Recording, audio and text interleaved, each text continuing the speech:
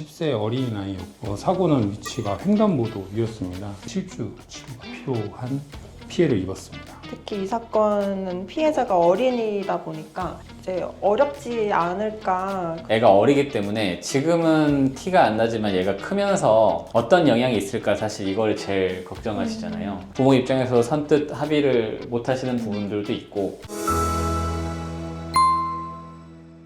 안녕하세요. 실제 사건을 바탕으로 위기 속에서 어떻게 대응하고 또 어떻게 일상을 회복할 수 있는지 함께 살펴보는 시간, 승소의 성지입니다. 네, 오늘은 우리가 특히 민감하게 받아들일 수밖에 없는 어린이 교통사고 사건을 소개해 드리려고 하는데요. 특히 피해자가 어린이라면 당황스럽고 막막한 마음이 클 수밖에 없죠. 오늘은 그런 상황에서 어떤 법적 쟁점이 있고 또 의뢰인이 어떻게 위기를 벗어날 수 있었는지 함께 들여다보도록 하겠습니다. 네, 오늘 사건은 일단 피해자가 10세 어린아이였고 사고난 위치가 횡단보도 위였습니다. 시속 50km짜리 도로에서 이제 70km로 과속하시다가 이제 사고가 난 사건이고요. 다행이라면 어린이 보호구역 바깥에서 발생한 사건이었다. 그리고 실제로 피해 아동은 상완골 골절 폐쇄성 상해에서 이제 7주 치료가 필요한 피해를 입었습니다. 7주 정도면은 좀 상당하게 다친 수준 아닌가요? 중상해 기준이 뭐 법으로 명확히 정해져 있지는 않은데 6주 이상 진단을 받으면 저희가 이제 보통 중상해에 해당할 가능성이 굉장히 높다고 보거든요. 게다가 8주 이상이 나오면 거의 뭐 확실하게 중상이다. 그러니까 우리가 흔히 뭐 이렇게 뒷차가 와서 박아가지고 막 목 잡고 내리고 이럴 때는 그냥 뭐 한 2주? 그러면 아까 보호구역 밖이라고 하셨는데 어린이 보호구역 내라고 하면 뭐 좀 차이가 있을까요? 네, 그 아이가 이제 13세 미만이면 민식이법이라고 해서 유명한 이제 법이 적용이 되는데 그건 이제 어린이 보호구역 안에 있어야 되고요.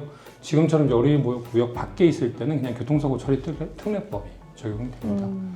그러면 이제 가중처벌이 되지는 않는 거네요. 그 보호구역 밖에서 이런 네, 사고라면. 일반적인 사고로 처리가 되는데요. 근데 사실 이제 법적으로는 그렇지만 피해자가 굉장히 고령의 노인이거나 아니면 아이인 경우에는 이제 실무상 가중이 되는 경우가 많아요.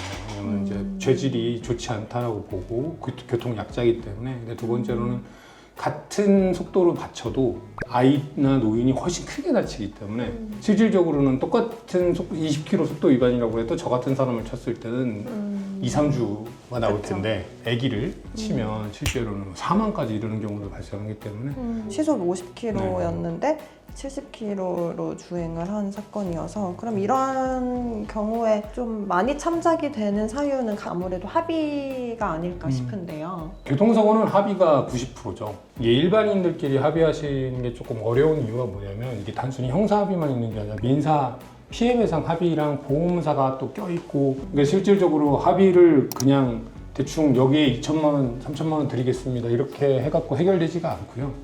어디서 돈 달라고 그러고 어디서 돈 달라고 그러고 이게 끊임없이 터지기 때문에 합의를 좀 총괄해서 해야 되죠. 이 사건 같은 경우도 그냥 사건 발생하자마자 저희한테 의뢰를 오셨고 피해자분한테 죄송하다고 말씀드리고 다행히 음주도 아니었고요. 원만한 합의가 이루어져서 결국 이제 결과 자체는 굉장히 잘 나왔죠. 구속도 안 되고 벌금 500만 원에 약식으로 마무리할 수 있었습니다. 그러면 이제 합의를 할 때도 단순히 액수만 문제가 되는 게 아니라 합의를 누구랑 어떤 범위에서 얼마나 해야 되는지에 대해서도 좀 조력을 받아야 할 것 같습니다. 특히 이 사건은 피해자가 어린이다 보니까 이제 어렵지 않을까 그런 생각을 좀 했거든요. 그 이제 부모님이랑 일단 합의를 해야 되잖아요. 어린이다 보니까 본인이 직접 뭐 합의를 할 수는 없는 거고. 네. 근데 이제 어린이의 경우가 이제 사망 사고가 아니고 그냥 이렇게 다치는 상해 사고인 경우에도 좀 성인과는 차이가 있을 수 있죠.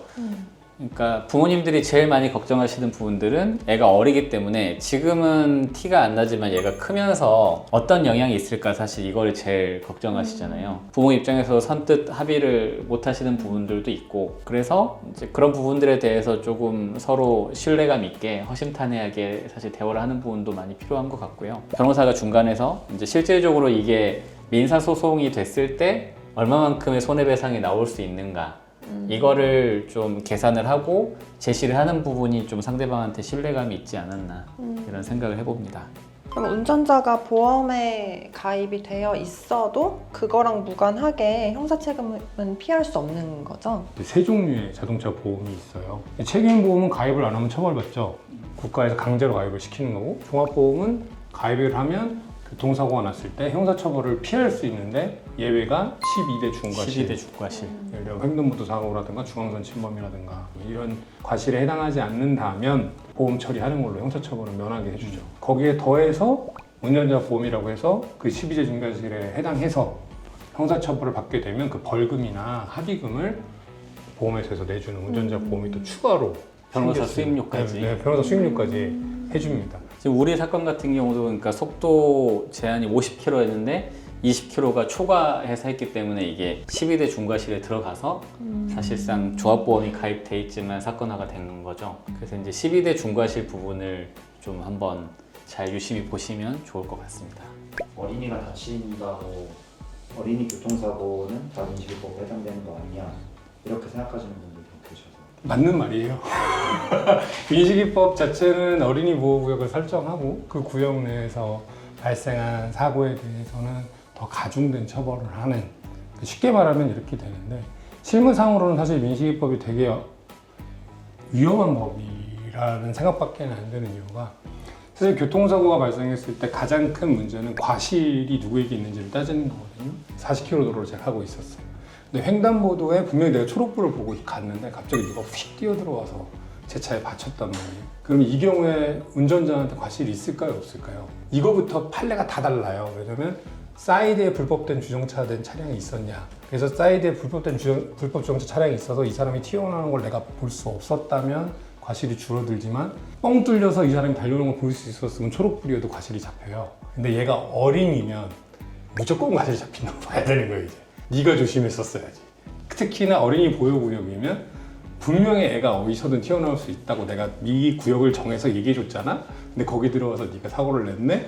이런 식으로 되기 때문에 사실은 민식이법은 어린이 보호구역 내에서는 스쳐도 무조건 과실 잡힌다. 20km, 30km로 가면 아이가 튀어나오다 바로 멈출 수 있어요, 사실.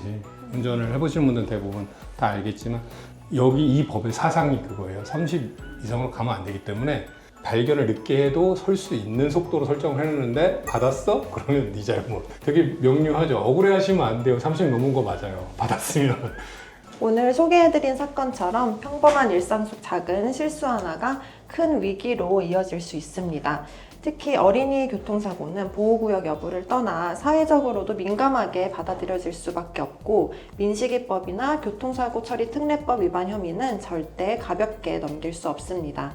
사고가 발생했을 때는 피해자와의 합의, 형사 조정 절차, 그리고 보험과는 별개의 형사 책임까지 꼭 챙겨봐야 합니다. 무엇보다 중요한 건 정확하고 신속한 법적 대응입니다. 일상을 회복하기 위한 첫걸음은 바로 그 지점에서 시작됩니다. 지금까지 승소의 성지 장예준 변호사, 김희택 변호사, 강천규 변호사였습니다. 감사합니다.